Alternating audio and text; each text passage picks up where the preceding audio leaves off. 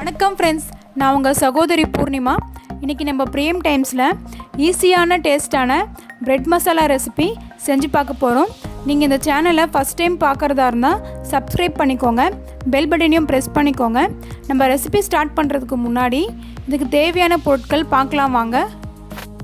Bread 4 slice, வெங்காயம் நறுக்கியது 3, தக்காளி நறுக்கியது 4, பூண்டு 4 பல், இஞ்சி சிறிதளவு, பச்சை மிளகாய் 2, காய்ந்த மிளகாய் 2, கிராம்பு 4, மஞ்சள் தூள் 1 ஸ்பூன், மிளகாய் தூள் 1 ஸ்பூன், கரம் மசாலா 1 ஸ்பூன், உப்பு தேவையான அளவு, கருவேப்பிலை சிறிதளவு, எண்ணெய் தேவையான அளவு. இப்போது டேஸ்டான பிரெட் மசாலா எப்படி செய்யுதுன்னு பார்க்கலாம் வாங்க. முதல்ல மசாலாவை அரைச்சிக்கலாம். மிக்ஸி ஜாரில் தக்காளி, இஞ்சி பூண்டு, பச்சை மிளகாய், காய்ந்த மிளகாய், கிராம்பு சேர்த்து அரைச்சி வச்சுக்கலாம். இப்போது ப்ரெட்டை கட் பண்ணிக்கலாம்.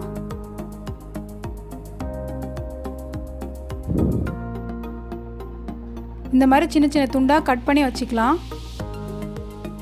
கடாயில் கொஞ்சமாக எண்ணெய் ஊற்றிக்கலாம். எண்ணெய் சூடாயிடுச்சு. நம்ம கட் பண்ணி வச்சிருந்த ப்ரெட்டை இந்த ஆயிலில் போட்டு ஃப்ரை பண்ணி எடுத்துக்கலாம்.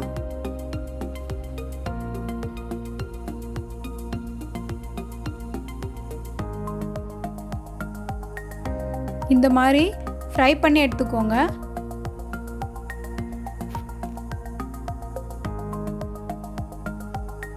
கொஞ்சமாக எண்ணெய் ஊற்றிக்கலாம். எண்ணெய் சூடாகட்டும். எண்ணெய் சூடாயிடுச்சு. வெங்காயம் சேர்த்து வதக்கிக்கலாம். இதோடவே கொஞ்சமாக கருவேப்பிலையும் சேர்த்து வதக்கிக்கலாம். இப்போது நம்ம அரைச்சி வச்சிருந்த மசாலாவையும் சேர்த்துக்கலாம். நல்லா வதக்கிக்கோங்க. இந்த அளவுக்கு வதங்கின பிறகு இதில் உப்பு, மஞ்சள் தூள்,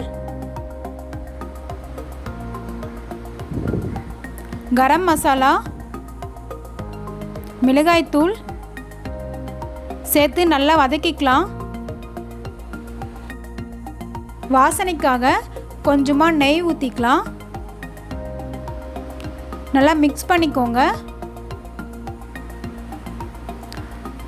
இதில் 2 கிளாஸ் அளவு தண்ணி ஊற்றிக்கலாம்.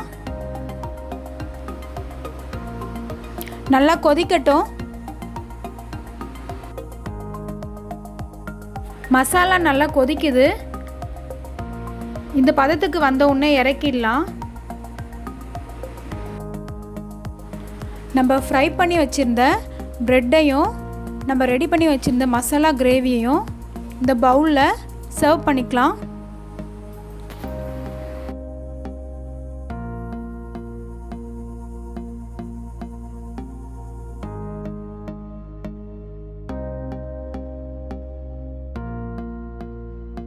இந்த ப்ரெட்டு மேலே மசாலாவை நல்லா கவர் பண்ணிக்கலாம்.